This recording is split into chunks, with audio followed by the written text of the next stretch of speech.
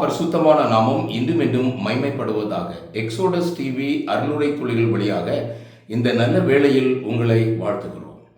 கர்த்தரின் வெளிச்சத்திலே நடப்போம் வாருங்கள். இந்த செய்தி இந்த கருப்பொருளினுடைய 2வது பகுதியாகும். வாசிப்போம். ஏசாயா 2ஆம் அதிகாரம் 5ஆம் வசனம். யாக்கோபின் வம்சத்தாரே, கர்த்தரின் வெளிச்சத்திலே நடப்போம் வாருங்கள் என்று வாசிக்கிறோம்.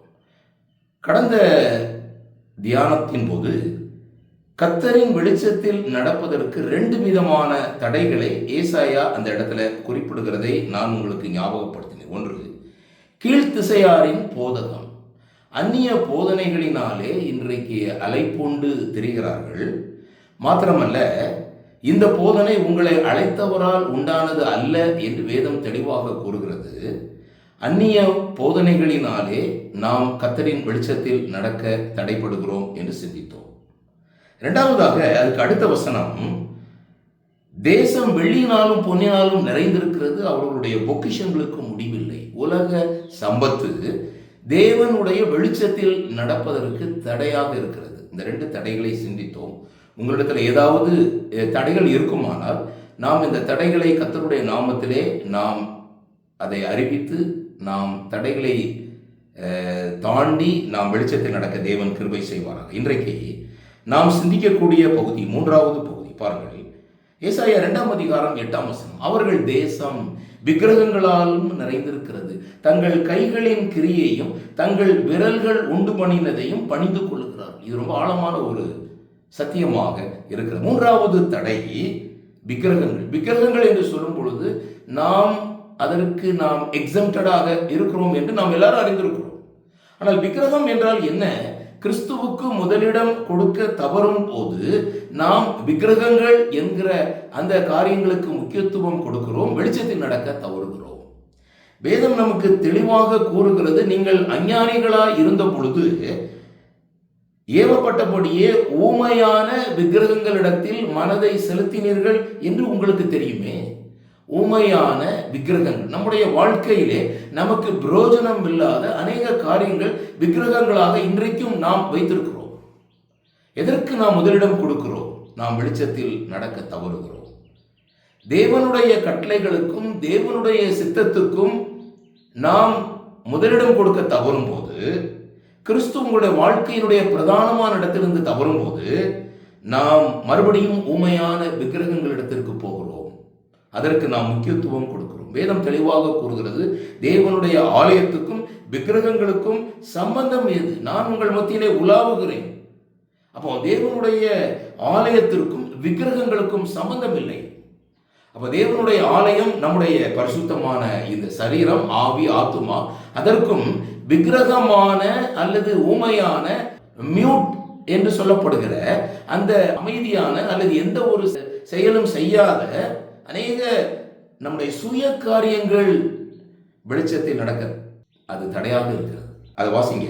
தங்கள் கைகளின் கிரியைகள் தங்கள் விரல்கள் உண்டு பண்ணினதை பணிந்து கொள்ளார்கள். அப்படின்னு அர்த்தம். ஒருவேளை இது விக்கிரகங்களுக்கு ஒப்புமையா இருந்தாலும் அநேக வேளைகளிலே நாம் சுயத்துக்கு முக்கியத்துவம் கொடுத்து அல்லது நம்முடைய விருப்பத்துக்கு முக்கியத்துவம் கொடுத்து அல்லது என்னுடைய அனுபவத்துக்கு முக்கியத்துவம் கொடுத்து நான் வெளிச்சத்தில் நடக்க தவறுகிறேன். நாம் ஏற்கனவே வேதம் தெளிவாக கூறுகிறது, நீங்கள் ஜீவனுள்ள மெய்யான தேவனுக்கு ஊழியம் செய்வதற்கு நீங்கள் விக்கிரகங்களை விட்டு தேவனிடத்தில் திரும்பி இருக்கிறீங்க. மறுபடியும் இந்த இடத்துக்கு ஏன் நான் திரும்ப வேண்டும்?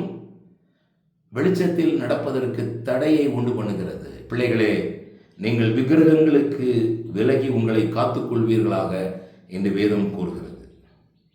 தேவன் உங்களை வெளிச்சத்தில் கொண்டு வர வேண்டும் என்று விரும்புகிறார். மீகா 7ஆம் அதிகாரம் 9ஆம் வசனத்துல, நான் கர்த்தருக்கு விரோதமாக பாவம் செய்தேன், அவர் எனக்காக வழக்காடி என் நியாயத்தை விசாரிக்கும் மட்டும் அவருடைய கோபத்தை நான் சுமப்பேன், அவர் என்னை வெளிச்சத்தில் கொண்டு வருவார், அவருடைய நீதியை பார்ப்பேன். நாம் யாராவது பின்தங்கி போயிருப்போமானால், இருளிலே மறுபடியும் நடக்கிறவர்களாக இருந்தால், பாவத்தினாலும் தேவனுக்கு விரோதமான காரியங்களினாலும் நாம் இருப்போமானால், மீகா 7:9 நீங்கள் வாசித்து தியானியுங்கள். நான் கர்த்தருக்கு விரோதமாக பாவம் செய்தேன், அவர் எனக்காக வழக்காடி என்னுடைய நியாயத்தை விசாரிக்கும் மட்டும் அவருடைய கோபம் என் மேல் இருக்கும். ஆனால் கர்த்தரோ என்னை வெளிச்சத்தில் கொண்டு வருவார், அவருடைய நீதியை நான் பார்ப்பேன். மூன்றாவது தடை, விக்கிரகங்களில் இருந்து உங்களை விலக்கி காத்துக்கொள்ளுங்கள், வெளிச்சத்தில் நடங்கள். இந்த நாளினுடைய இரண்டாவது சிந்தனையாக, மறுபடியும் இருளிலே நாம் நடக்கும் சுபாவம் நம்மிடத்திலே வருகிறதை நாம் கவனிக்கிறோம். வேதம் சொல்லுகிறது 1 யோவான் 1:5, தேவன் ஒளியாயிருக்கிறார், அவரில் எவ்வளவேனும் இருள் இல்லை. பாருங்க, தேவன் ஒளியாயிருக்கிறார், அவரில் எவ்வளவேனும் இருள் இல்லை. இது யோவான் 1:4-5 அவருக்குள் ஜீவன் இருந்தது, அந்த ஜீவன் மனுஷருக்கு ஒளியாயிருந்தது, அந்த ஒளி இருளிலே பிரகாசிக்கிறது, இருளானது அதை பற்றி கொள்ளவில்லை. இந்த ரெண்டுக்கு என்ன வித்தியாசம்? அங்கே என்ன வாசிக்கிறோம்? அங்கு தேவன் ஒளியாயிருக்கிறார், அவரிடத்தில் எவ்வளவேனும் இருள் இல்லை. இங்கே இருளானது அதை பற்றி கொள்ளவில்லை. அப்படி என்றால் இருளுக்கும் அந்த வெளிச்சத்துக்கும் எந்த விதமான சம்பந்தமும் இல்லை. அப்போ 2 வசனங்கள் உங்களுக்கு ஞாபகப்படுத்துகிறேன். 1 யோவான் 1:6 நாம் அவரோடு ஐக்கியப்பட்டவர்கள் என்று சொல்லியும் இருளிலே நடக்கிறவர்களாய் இருந்தால் சத்தியத்தின்படி நடவாமல் பொய் சொல்லுகிறவர்களாய் இருப்போம்.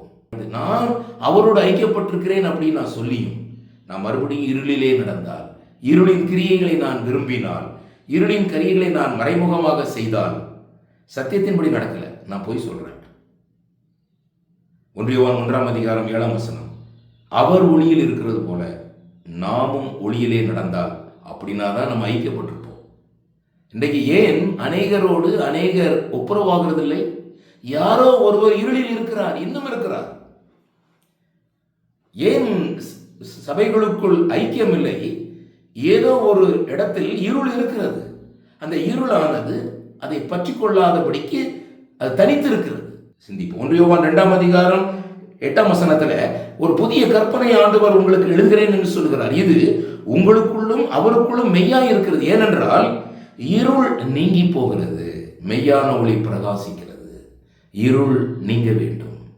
சகோதரர்களோட ஐக்கியம் அவசியம், சபைகளோட ஐக்கியம் அவசியம். 1 யோவான் 2:9 ஒளியிலே இருக்கிறேன் என்று சொல்லியும் தன் சகோதரனை பகைக்கிறவன் இதுவரைக்கும் இருளிலே இருக்கிறான். 1 யோவான் 2:10 தன் சகோதரனிடத்தில் அன்பு கூறுகிறவன் ஒளியிலே நிலை கொண்டிருக்கிறான், அவனிடத்தில் இடரல் ஒன்றும் இல்லை.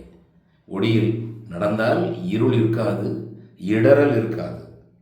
ஆனால் 1 யோவான் 2:11 தன் சகோதரனை பகைக்கிறவன் இருளில் இருந்து இருளிலே நடக்கிறான். இருளானது அவனுடைய கண்களை குருடாக்கினபடியினால் தான் போகும் இடம் என்னதென்று அறியாதிருக்கிறான். தேவன் தாமே இந்த சிந்தைகளை நமக்கு ஆசீர்வதித்து தருவாராக. அவருடைய பரிசுத்த நாமம் இன்றும் என்றும் மகிமைப்படுவதாக. ஆமேன்.